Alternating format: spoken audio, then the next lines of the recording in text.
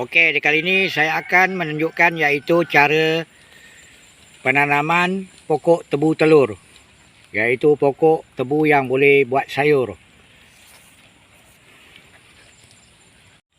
Assalamualaikum warahmatullahi wabarakatuh. Saya dari channel Zalan KDO. Okey, di sini saya nak tunjuk iaitu persiapan untuk kita menyemai pokok tebu telur. Ini tebu telur.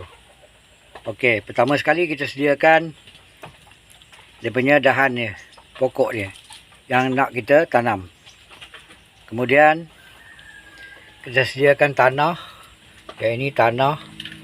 Ini tanah yang sudah saya campurkan dengan sedikit pasir, tanah campur pasir, supaya akar dia cepat pertumbuhan dia. Okey. Tentukan ada pasir sikit bagi dia tak terlampau keras tanah ni. Akar mudah untuk ia pertumbuhan. Okey, ini tentu cari yang terbaik. Ini tebu telur, tentu kena cari yang terbaik untuk benih. Ada juga kalau kita dapat benih yang kurang baik, dia akan menjadi penyakit. Ada contoh saya ambil di sini iaitu dia membawa penyakit. Contoh seperti ini. Kalau macam ini kita tak boleh ambil. Nampak dia hitam, ada lubang. Ini ada lubang macam ini.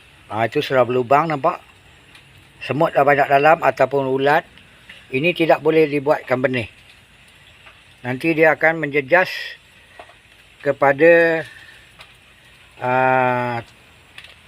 pokok-pokok yang lain yang berhampiran dengannya.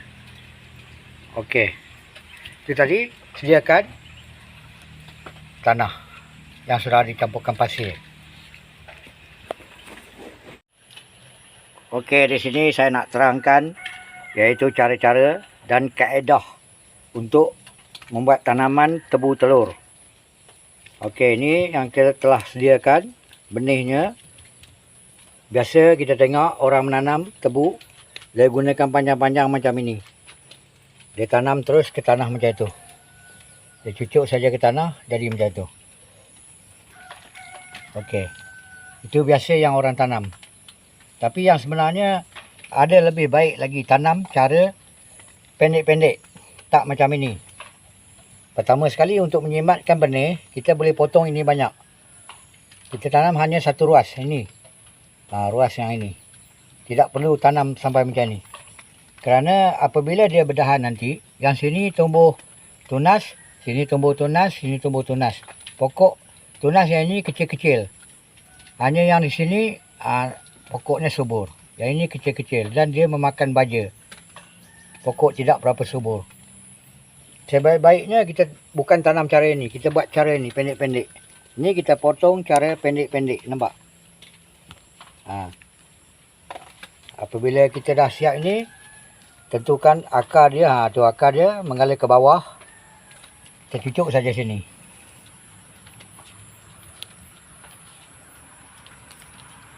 Kita tanam situ. Sengitkan sikit, condong sikit. Jangan tegak. Kita tanam situ.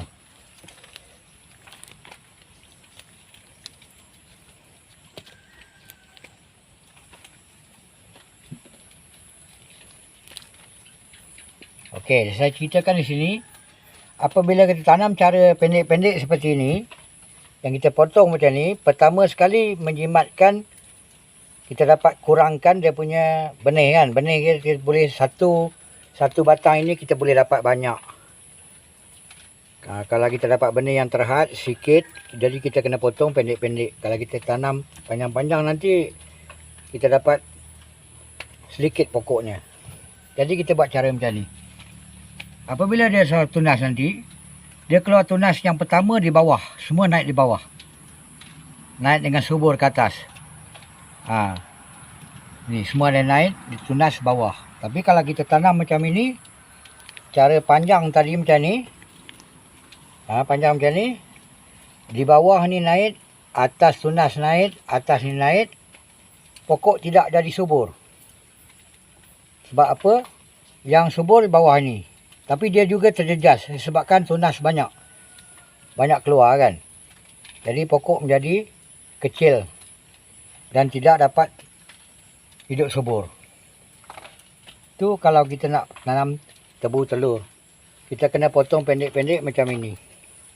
Kita mendapat benih yang banyak dan pokok yang sihat. Jadi itu tadi. Apabila sudah siap macam ni, tadi kita dah tanam,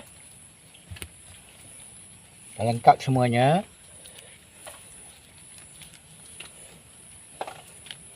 Pertama sekali kita tentukan tempat kita penyemaian. Ini tentu jarang boleh keluar air kan, tidak menakungkan air di sini. Kalau air sudah masuk dalam ini, kena hujan atau apa, pokok-pokok tebu ini akan mati kerana terendam di dalam air.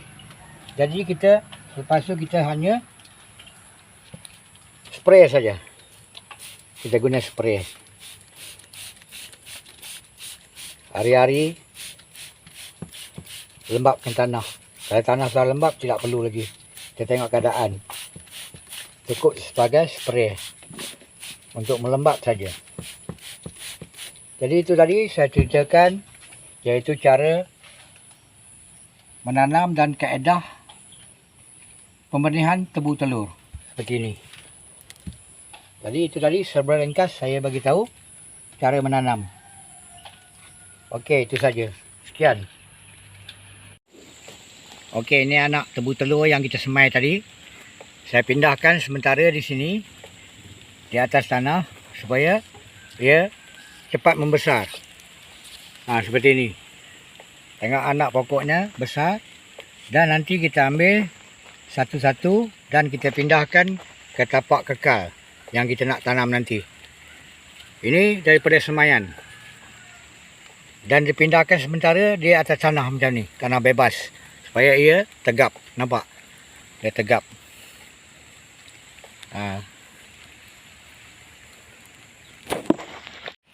Okey, di sini saya akan beri sedikit panduan, iaitu cara penjagaan pokok tebu telur. Apa yang perlu kita lakukan untuk penjagaannya supaya ia tidak busuk ataupun semut yang merosakkan batang-batang pokok seperti ini. Pertama sekali kita kena buang ini. Daunnya kita kena buang. Kalau ada daun yang sudah merah-merah macam ni, kita buang. Jangan biarkan daun dia berada di pokok, kerana dia akan bawa penyakit. Di celah-celah daun ini nanti dia akan ulat. Ada ulat. Jadi kita buang. Kita bersihkan. Ini macam ni, nampak? Yang merah ni kan. Jadi kita buang. Kalau tidak di sini nanti nampak semut ada, nampak tu semut, nampak. Semut ada, ulat ada, dia akan tebuk lubang di sini. Jadi pokoknya akan rosak. Ini panduan penjagaan pokok tebu. Bukan saja tebu telur, tebu biasa pun macam itu juga penjagaan dia, kena buang. Daun dia kita kena buang selalu. Pokok jadi subur, batang dia tegap dan tidak berpenyakit. Ini penjagaan. Selalu kita tanam tebu, tanam tinggal. Hanya tunggu hasil. Tapi sebenarnya penjagaan kita kena buat. Macam ni, nampak merah. Kita buang.